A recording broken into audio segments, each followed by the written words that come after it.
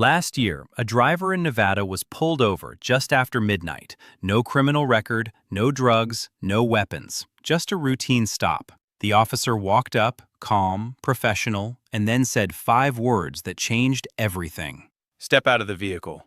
What happened next didn't just cost that driver a night in jail, it triggered a chain of events that followed him for years. Not because he broke the law, but because of what he said before he stepped out.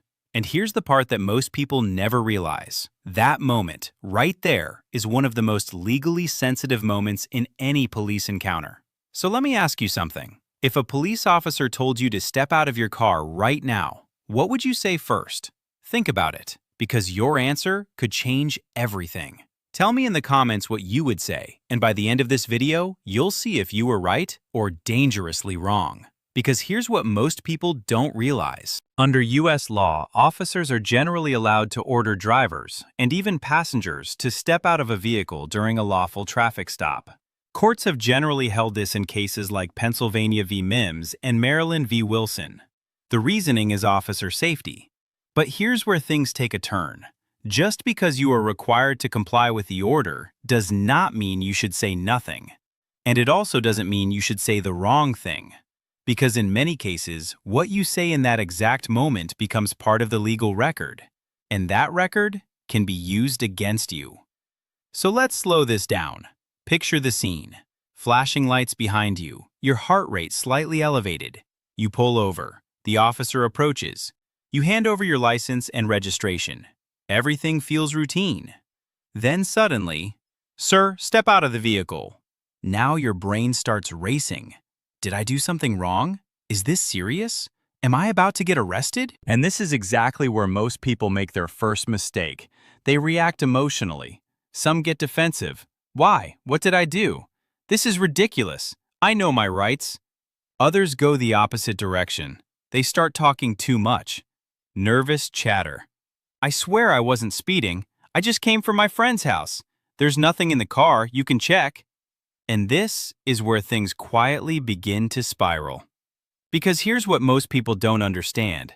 Anything you say, no matter how innocent it seems, can be interpreted, misinterpreted, or expanded upon. Officers are trained to observe behavior, tone, inconsistencies, even nervousness, even over-explaining. And this is where things take a turn most drivers never see coming. Because the moment you step out of the vehicle, you are no longer just a driver in a traffic stop.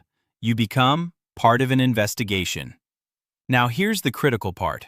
There is something you can say in that moment. Something simple, something calm, something legally grounded that protects you without escalating the situation. But most people never say it because no one ever taught them. And here it is. Before stepping out, you calmly say, "Officer, I will comply. Am I being detained or am I free to leave?" Now pay attention, because this is where precision matters. You are not refusing. You are not arguing. You are not escalating. You are complying, but you are also establishing clarity, and that distinction is powerful. In many cases, this question forces a legal boundary into the conversation, because if you are being detained, the officer must have a lawful basis, reasonable suspicion, or probable cause depending on the situation. If you are not being detained, then your legal position may be very different. But here's what most people don't realize. Even if the officer doesn't directly answer, the question itself signals something important. It shows awareness. It shows calmness. It shows that you understand your rights without being confrontational.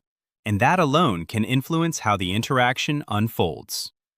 Now let's go deeper, because what happens next is where most drivers lose control of the situation.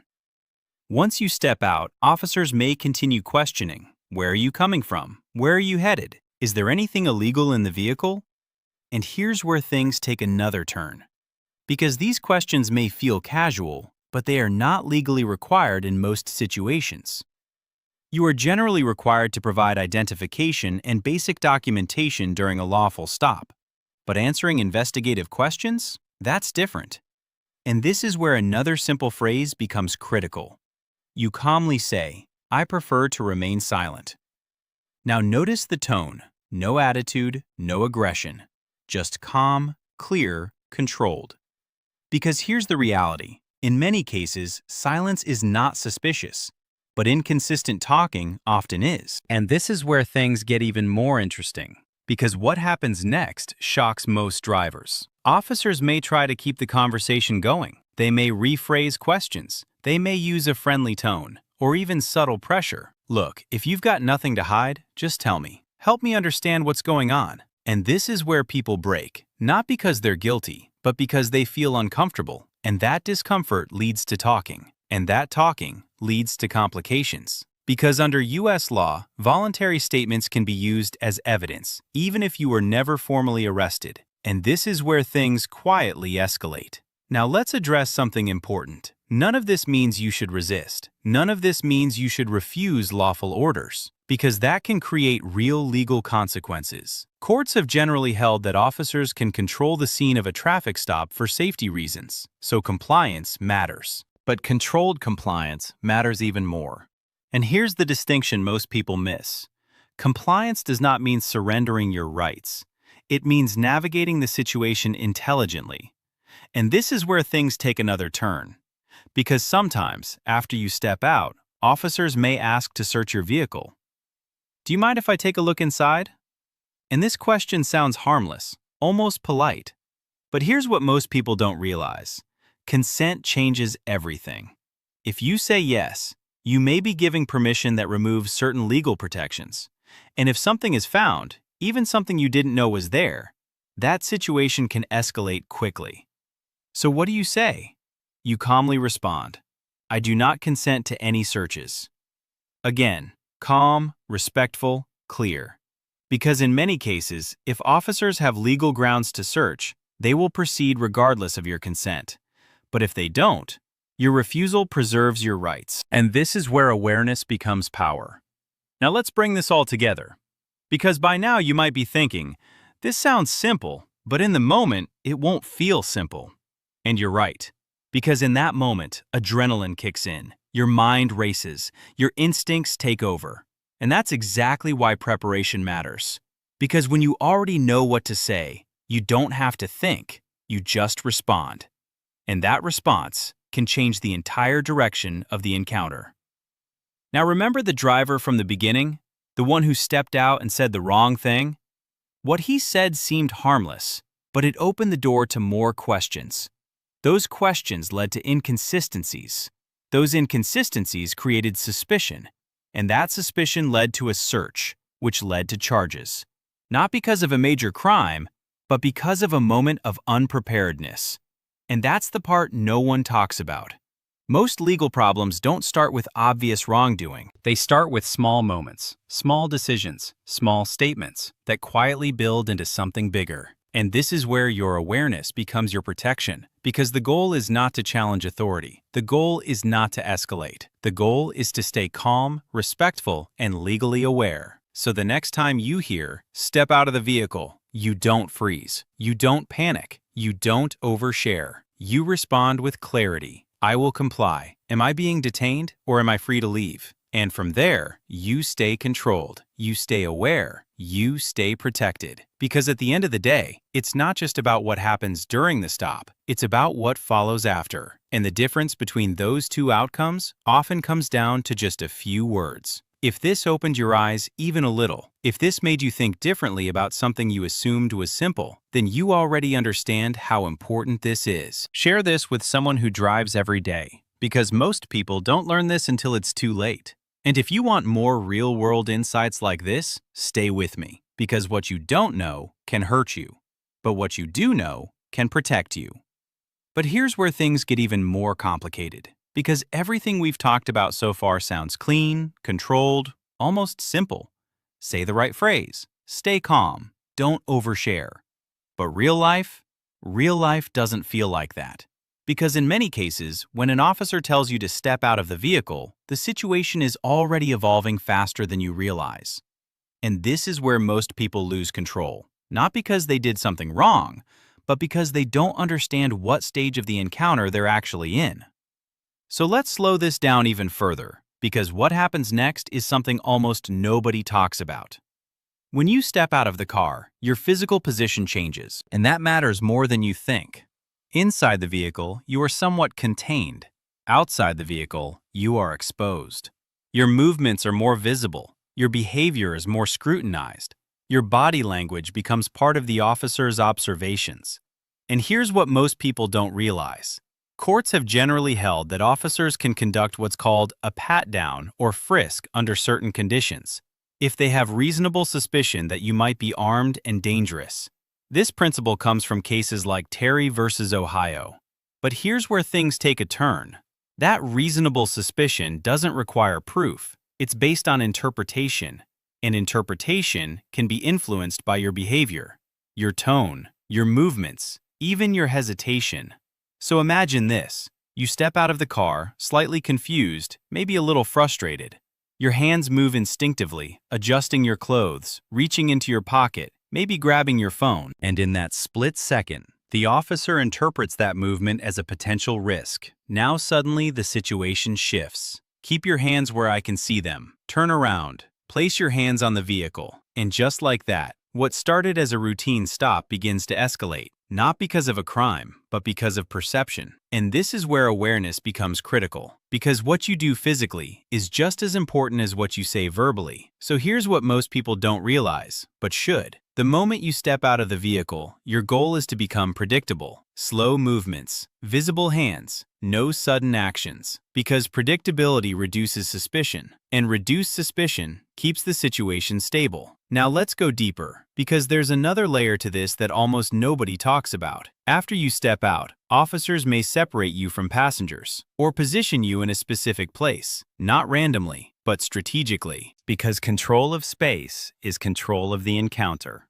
And here's where things take another turn.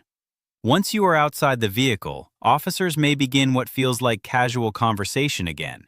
But now, the dynamic has changed. You're standing, they're observing, and every response you give is being evaluated in real time.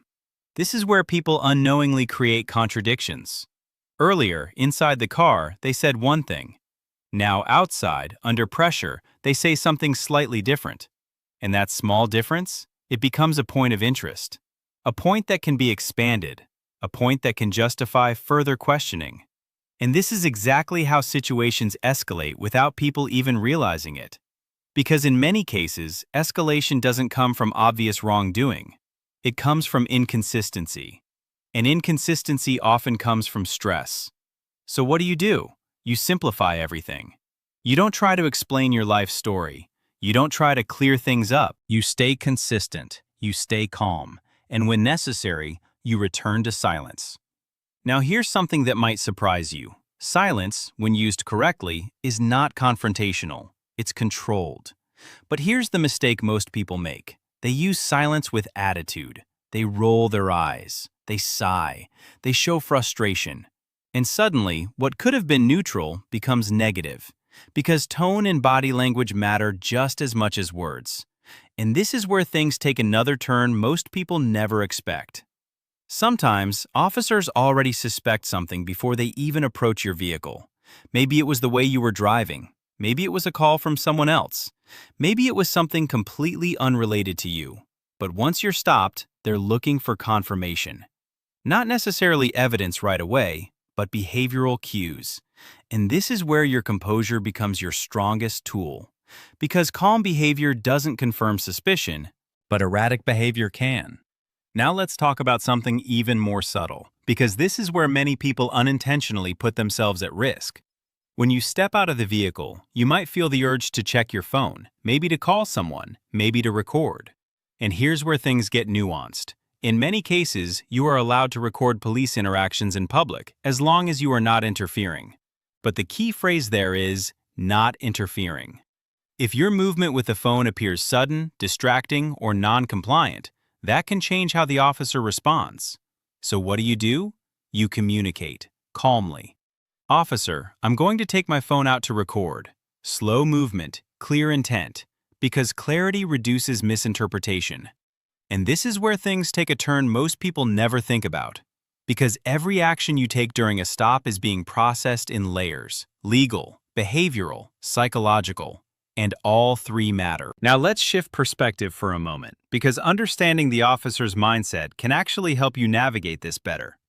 Officers are trained to think in terms of risk. Unknown person, unknown situation, unknown intent. And their goal? Reduce uncertainty. So when you behave in a way that reduces uncertainty, calm voice, clear movements, simple answers, you lower the perceived risk. And when perceived risk is lower, encounters tend to stay controlled. But here's where things take another turn, because sometimes, despite doing everything right, the situation still escalates. And this is the part people struggle to accept, because fairness and legality don't always feel aligned in the moment. But here's what matters. Your goal is not to win the moment. Your goal is to protect yourself for what comes after. Because what happens after the stop is where outcomes are determined. In court, in records, in reports. And everything that happens during that encounter feeds into that outcome. So even if something feels unfair, even if something feels unnecessary, your composure becomes your long-term advantage. Now let's go even deeper, because there's a psychological trap that catches a lot of people right here. It's the need to explain, to justify, to fix the situation in real time. But here's what most people don't realize. Explanations under stress are rarely perfect. They're rushed, they're emotional, and they often introduce more questions than answers. So instead of fixing the situation, they complicate it. And this is why controlled silence can be so powerful, because it prevents unnecessary variables. Now think about this. Two drivers, same situation, same officer. Driver 1 talks continuously, trying to explain everything. Driver 2 stays calm, answers only what is required, and invokes silence when appropriate. By the end of the encounter, which one has created more potential complications? And this is where things become very clear. It's not about being clever, it's about being controlled. Now let's connect this back to the original moment. Step out of the vehicle. That moment is not just an instruction, it's a transition, a shift from routine to potentially investigative. And how you handle that transition determines everything that follows. Because once you step out, you are no longer just responding. You are being evaluated continuously. And this is where awareness becomes your advantage. Because when you understand the dynamics, you stop reacting blindly. You start responding intentionally. And that difference is everything. Now here's something that might stay with you long after this video ends. Most people think legal trouble comes from big mistakes, major violations, serious offenses.